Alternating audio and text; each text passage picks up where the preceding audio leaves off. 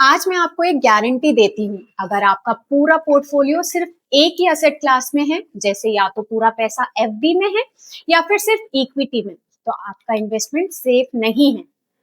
आप या तो अपने रिस्क को इग्नोर कर रहे हैं या फिर अपनी ग्रोथ से कॉम्प्रोमाइज कर रहे हैं। पिछले एपिसोड में हमने आपकी रिस्क डीएनए की मतलब आपकी रिस्क प्रोफाइल की बात की थी। आज हम उस रिस्क प्रोफाइल को यूज करके एक पोर्टफोलियो बनाना सीखेंगे, क्योंकि एक स्ट्रॉन्ग पोर्टफोलियो सिर्फ बहुत सारे फंड्स जमा करने से नहीं बनता। वो बनता है सही एसेट एलोकेशन से और डीप डाइवर्सिफिकेशन से। इस वीडियो में हम चार कॉन्सेप्ट्स को डिस्कस करेंगे: एसेट एलोकेशन और डाइवर्सिफिकेशन का असली फर्क, पोर्टफोलियो के चार कोर पिलर्स, डाइवर्सिफिकेशन के 3 सीक्रेट लेयर्स और आखिरी में the overlap trap, then rebalancing का practical formula. Concept number 1, asset allocation versus diversification. सबसे पहले ये क्लियर करते हैं कि एसेट एलोकेशन और डाइवर्सिफिकेशन दोनों अलग अलग चीजें हैं। इसे क्रिकेट से समझिए। एक चैंपियन टीम बनाने के लिए ये तय करना पड़ता है कि कितने बैट्समैन होंगे, कितने बॉलर और कितने ऑलराउंडर। ये स्ट्रक्चर तय करना ही एसेट एलोकेशन है। और यहीं पर लोग सबसे बड़ी गलती करते हैं। वो सिर्फ अपने बॉलर्स को बदलते रहते हैं और सोचते हैं कि टीम स्ट्रांग हो गई। बिना बैलेंस के आप मैच नहीं जीत सकते। इन्वेस्टिंग की भाषा में अपना पैसा इक्विटी, डेट, गोल्ड और रियल एस्टेट के बीच बैलेंस करना ही एसेट एलोकेशन कहलाता है। और जब आप ये तय कर लेते हैं कि टीम में 5 बैट्समैन होंगे, तो उनमें से ओपनर कौन होगा और मिडिल ऑर्डर कौन, उसे बांटना डाइवर्सिफिकेशन है। यानी इक्विटी के अंदर पैसा लार्ज कैप, मिड कैप और स्मॉल कैप में बांटना। सच्चे इन्वेस्टर्स जानते हैं कि पोर्टफोलियो में दोनों अपनी जगह जरूरी है। एक कंप्लीट पोर्टफोलियो में 5 मेजर पिलर्स होते हैं।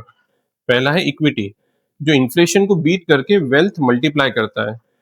दूसरा है डेट, यानी बॉन्ड्स और एफडीज, जो मार्केट गिरने पर पोर्टफोलियो को स्टेबिलिटी देते हैं। थर्ड होता है गोल्ड, जो ग्लोबल क्राइसिस के वक्त शॉक एब्जॉर्बर का काम करता है। फोर्थ है रियल एस्टेट, जो कैपिटल एप्रिसिएशन के साथ साथ कैश फ्लो भी देता है। एंड पांचवा पिलर है कैश या लिक्विड फंड्स, जिसे लोग अक्सर भूल जाते हैं, पर मार्केट क्रैश होने के वक्त सस्ते एसेट खरीदने की सबसे बड़ी ताकत यही होता है। अब सवाल आता है, किस पिलर में कितना पैसा डालना है। ये किसी स्टैंडर्ड 100 माइनस एज फॉर्मूला से तय नहीं होता। इसके 3 प्रैक्टिकल फैक्टर्स होते हैं। पहला फैक्टर, इनकम स्टेबिलिटी और लाइफ स्टेज। एक 25 साल का अनमैरिड प्रोफेशनल और एक 50 साल के फैमिली मैन का अलोकेशन सेम नहीं हो सकता। अगर आपकी इनकम स्टेबल है तो आप मार्केट के उतार चढ़ाव को बेटर हैंडल कर सकते हैं और इक्विटी का पोर्शन थोड़ा ज्यादा रख सकते हैं। दूसरा फैक्टर है टाइम होराइजन, यानी पैसा कब चाहिए। अगर 2-3 साल बाद घर का डाउन पेमेंट देना है तो वो पैसा डेट या लिक्विड फंड्स में होना चाहिए, चाहे मार्केट कितना भी अच्छा चल रहा हो।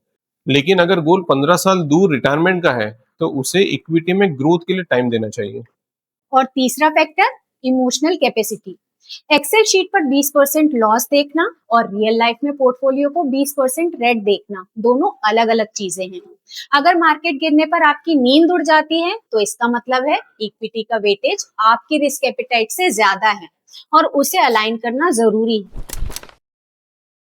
अब हम कॉन्सेप्ट 3 पे बात करते हैं, वो है 3 लेयर्स ऑफ डाइवर्सिफिकेशन।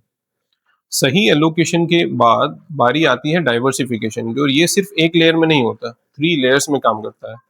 लेयर 1 होता है क्रॉस एसेट क्लासेस, यानी इक्विटी, गोल्ड और डेट का मिक्स। एक सिंपल बिजनेस लॉजिक समझिए, गर्मी में आइसक्रीम की सेल्स बढ़ती है और बारिश में अम्ब्रेला की। दोनों बिजनेस एक साथ नहीं डूबते हैं। पोर्टफोलियो में भी अलग अलग एसेट क्लास इसी तरह काम करते हैं। लेयर 2, सब कैटेगरी डाइवर्सिफिकेशन। अगर आप इक्विटी में इन्वेस्ट कर रहे हैं तो सारा पैसा सिर्फ बड़ी कंपनीज में नहीं जाएगा। आपको उसे large cap, mid cap, small cap और स्मॉल पोर्शन ग्लोबल इक्विटी में बैलेंस करना होता है। लेयर 3 होती है स्टाइल ऑफ इन्वेस्टिंग। ये वो पॉइंट है जो सिर्फ स्मार्ट इन्वेस्टर्स ही समझते हैं।